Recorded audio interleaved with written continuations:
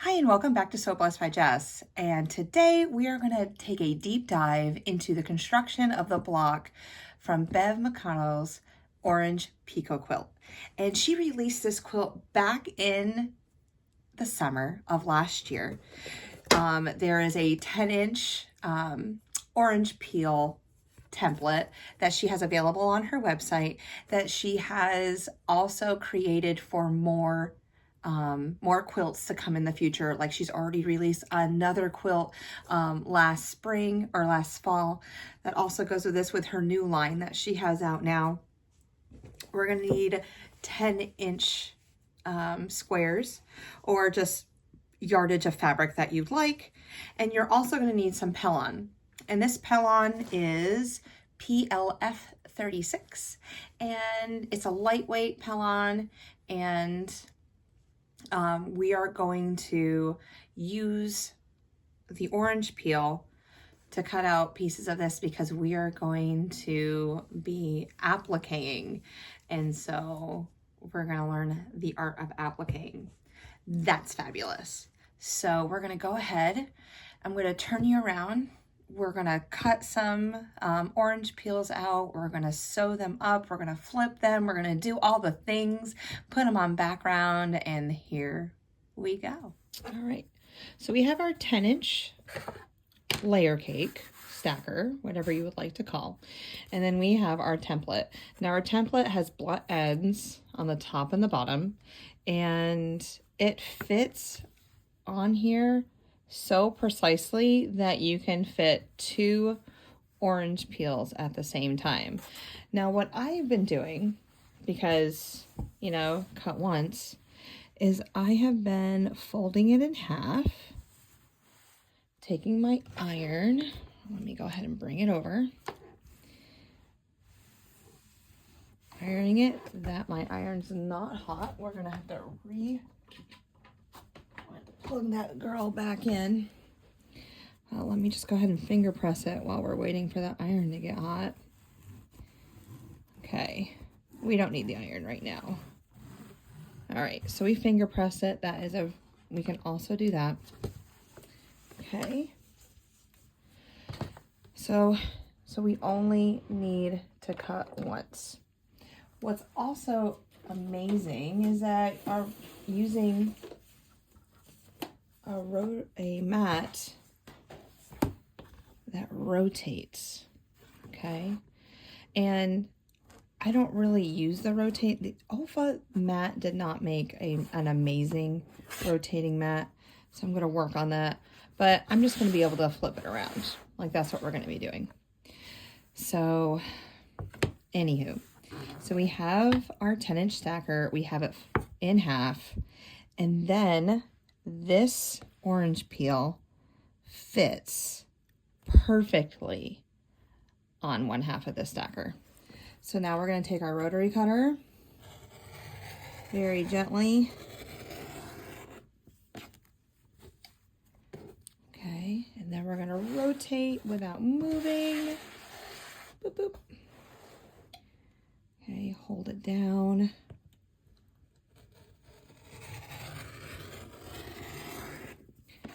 And remove that. And there we go. We now have 2 orange peels ready to go for our quilt. So we have our orange peels. Now we're going to take our Pellon, whatever you want to call it. Sometimes, I call it Pellon, but when we're joking around in our house, I say Pellon. Like, give me the Pellon.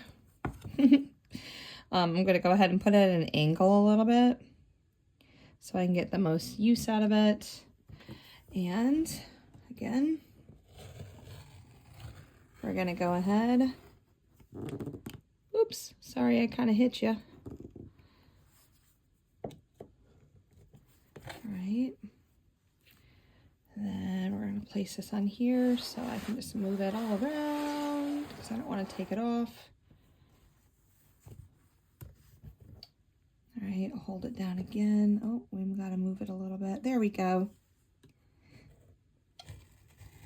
and cut the other side. Okay, remove that, trash that, and there we go. We have two pieces. Now, when you touch this, you have a shiny side, which is beautiful, doesn't no bumps. And then you have the other side. And the other side is not as shiny, I don't believe, but it's very bumpy. You want bumpy side in. Now, what I mean by that is that we are going to line this up. We're not going to iron it. We are going to stitch a 1/4 inch all the way around. Okay, all the way around. And then we are going to cut a slit into it and flip it inside out. Okay, you want to save, and if you're a scrap saver, I mean, look at that usable space right there. I mean, that's a good 1.5 inch block that you can get out of there. And then you might be able to do something, yeah, 1.5 inch blocks with these sections too. So put them in your scraps. Okay. Oops, come on. All right. So now what we're going to do, like again, I just said, we're going to sew a 1/4 inch all the way around the outside. So let's go ahead and flip on to the sewing machine. Okay, so we're at the sewing machine now, and I do not have my 1/4 inch foot on, so let's go ahead and change that out. Well, I like to use my guide. I'm quite partial to it. There we go. Gonna make sure that my pellon's all lined up, and let's go ahead and sew a 1/4 inch all the way around.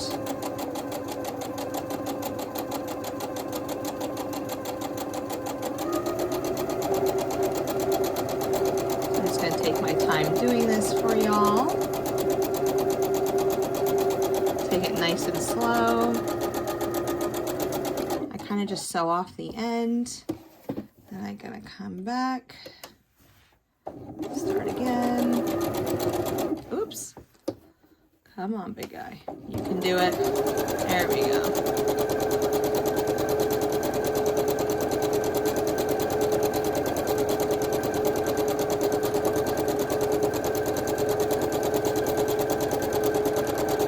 Sew off the end. Right. And there we have our peel. Now what we're going to do is we are going to take our orange peel. We're going to open it up as soon as I can figure out how to do it. There we go. We are going to look for the center. We're going to make a slit and cut down the center just enough that we can flip it out. So that is a good enough slit. I also have this wooden tool that I received from Missouri, like in a, or FatQuarter Shop in a box once upon a time, and I will use that in just a second. So I'm going to grab it from the top, and we're going to just push it through. I'm going to make sure that wherever I'm touching the fabric and flipping it through, that I'm keeping my fingers between the seams, like on this side of the seam, so when I flip it over, I'm still feeling fabric upon fabric, because my finger will go through this pellon. All right, let's go ahead, finish pushing it out. There we go. And the other day, our last Sunday, when I was flipping these out, and even on Williams Live, I was flipping them out. I had a lot to do. Okay. I'm just going to kind of roll it with my fingers, trying to just flatten out that seam, keeping the pellon on the bottom and the fabric on the top. All right, that looks really amazing, just how it is. If you need this, just make sure it stays between the fabric, and you can just kind of, just like I was keeping my finger, just kind of push it out that'll work. But here's the next step. Okay, now the next step is putting it on a background fabric and appliquing it down. So you are so lucky that magic boom bada bada bang, we're just gonna flip it out. We have a orange peel that has already been ironed onto a background square, and I can't give you the dimensions for this because I don't own the pattern and the pattern is not free. So when I flipped it out, the bumpy side is now on the outside, and so this glue will hold down to the fabric. I can always peel it up if I have any problems, but we're just going to keep it down. All right, so I'm going to go ahead and change the foot again, and we're going to go to a blanket stitch, which on my Janome is 17. Oops.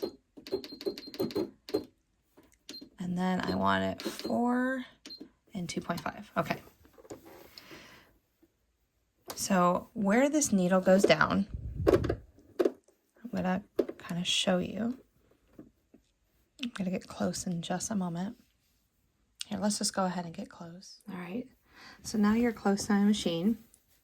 And what we're going to do is we're going to keep that needle right on the edge. And you'll see, you know, sometimes mine will creep up on the fabric, but I want to try to keep it as close to the edge as possible. I mean, my orange peel, is it a beautiful orange peel without any issues? No, but it all works. So when I bring it down, it's coming right beside, and then it's going to stitch a couple and then come onto and grab this fabric. It's going to go down, come onto the fabric, go down, come onto the fabric. All right, so let's go ahead and start sewing this.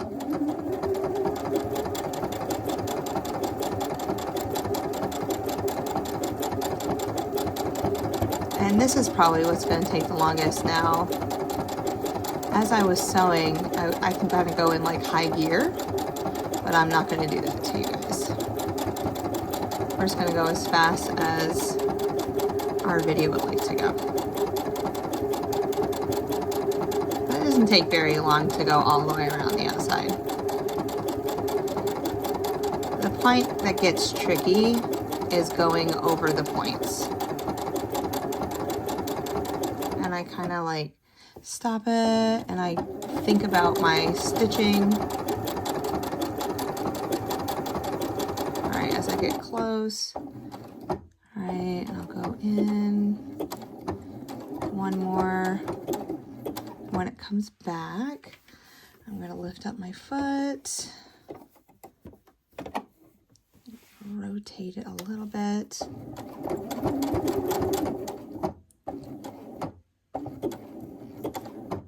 All right, rotate it a little bit more. I'm trying to get back to that edge. There it is, right there. So now it's back on this edge, so I'm going to rotate it just a little bit more. Here we go. Let's go down this side.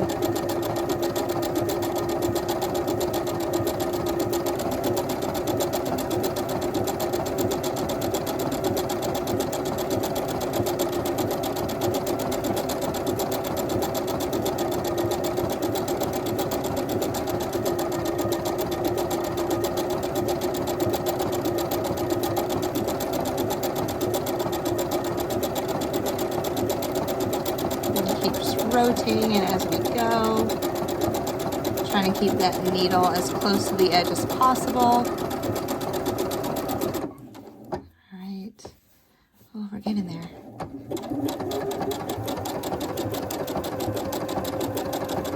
Just take your time.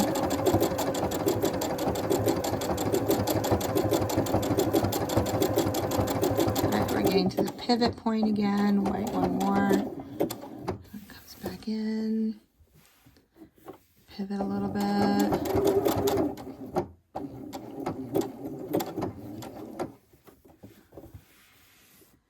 Pivot again. All right, now we're gonna meet the seam all the way down here. You're gonna see that starting to come into view. And And we're gonna, so here's our blanket stitch. Let me get a couple more stitches in. You can start seeing that. So this is the stitch that we're making all the way down.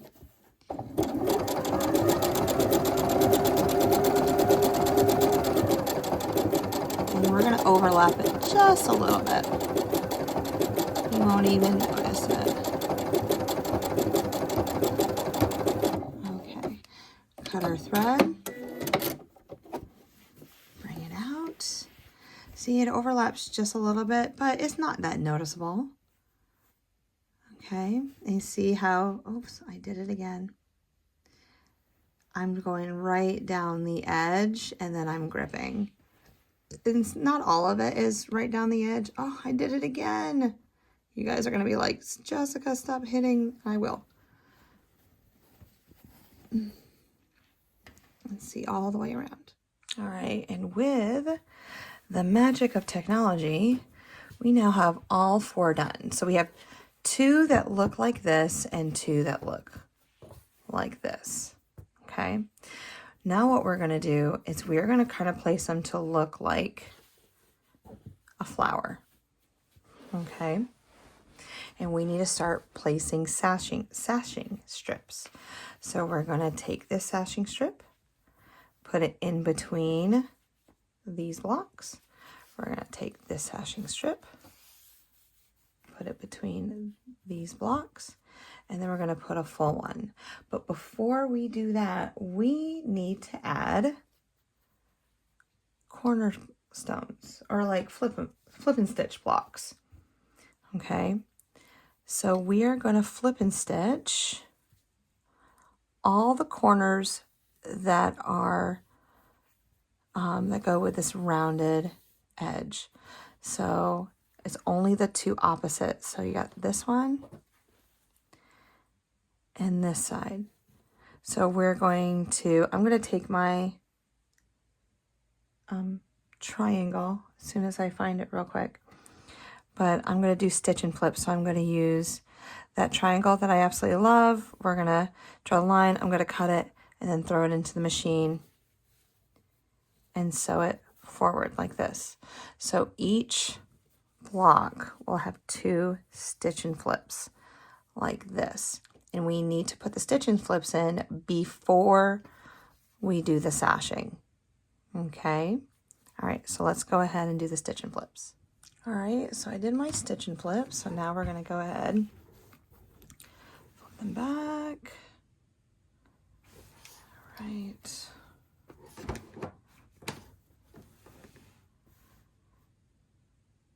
And I'm gonna do this to all 4 of the blocks so they look like this. All right, so now we have all our stitch and flip corners on. We are going to go ahead and put our sashing on. And we're just going to run it through the machine. So I usually start at one of the ends. I roll it through. And I can't give you the measurements for it.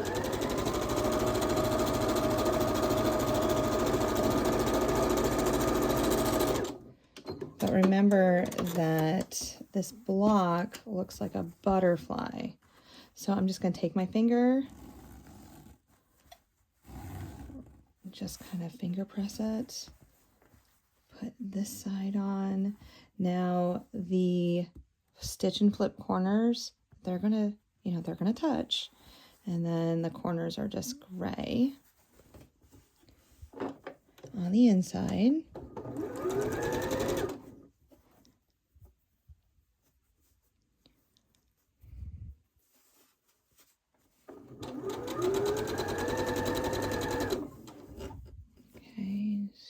There we go.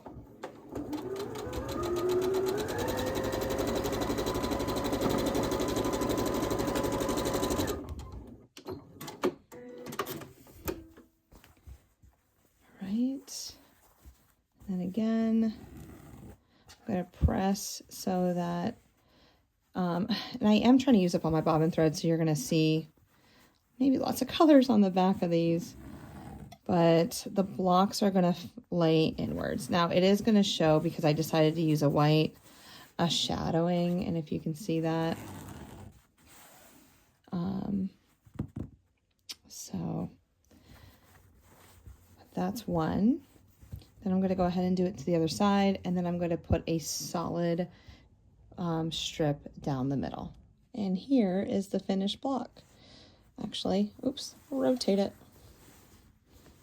because the long sashing piece, that is going to go up and down the vertical piece. So this is what it's going to look like. All right, and I pressed everything in towards the center. Now the only thing that we need to add is, if I can find it here real quick, is there is another sashing piece that goes on the side. Now in the pattern itself, when you buy it from Bev, from Flamingo Toes, it does not have this cornerstone right here. It's another solid piece of fabric that goes on the side. But I wanted to make these look like a shoe fly block. Just like, now this is, oh, Lord have mercy. Okay, just like I have done right here, and I need to kind of like make that a little better, but I wanted to create a shoe fly block in the center. So every time that we have our diamond comes together, I'm going to put a cornerstone right here. So this one will end up going on this side. With this cornerstone in the middle, just like that. So I will go ahead and do that in just a moment. Now this quilt is 4 across by 5 down. So this takes 40 layer cake squares or stackers in order to do this quilt. And if you buy a collection, it comes with 42. So you're going to have 1 extra to make another block like this. And wouldn't that just be the most gorgeous pillow on the quilt itself? I wish that I could give you the dimensions of this finished block, but then I know that there are quilty friends that would go down and figure out all the dimensions of everything. The only thing that you do know is that you can take a 10-inch stacker and make 2 of these orange peels. So that's a given. Everything else, my sashing, the cornerstones, all of that piece, you will have to buy the pattern for. But that's it. Isn't it beautiful? So we're going to have 20 versions of this flower block. You know, people are calling it butterflies. It's orange peels. So it's going to take me a while. You guys, it's the year of the curve. I'm going to have some people chuckling about that, but that's great. All right. Well, let me go ahead, switch you back onto the main screen, and we'll say goodbye. And there we go. We're finished. Oh, look how beautiful that block is. Yes. Oh, it's gorgeous. So anyway, yeah, 20 of these come together to make one large quilt. It's going to be beautiful, and I can't wait to make it. Again, this will be on my Sunday night sew coming up tomorrow. I'm going to have some of the orange peels already ready to go. Some of them I'm going to show you how to do the orange peel again, and then just start sewing the pieces together. So that is beautiful. That is great. I cannot wait. So until our next video, have a wonderful day and keep sewing. And I'll talk to you later. Bye.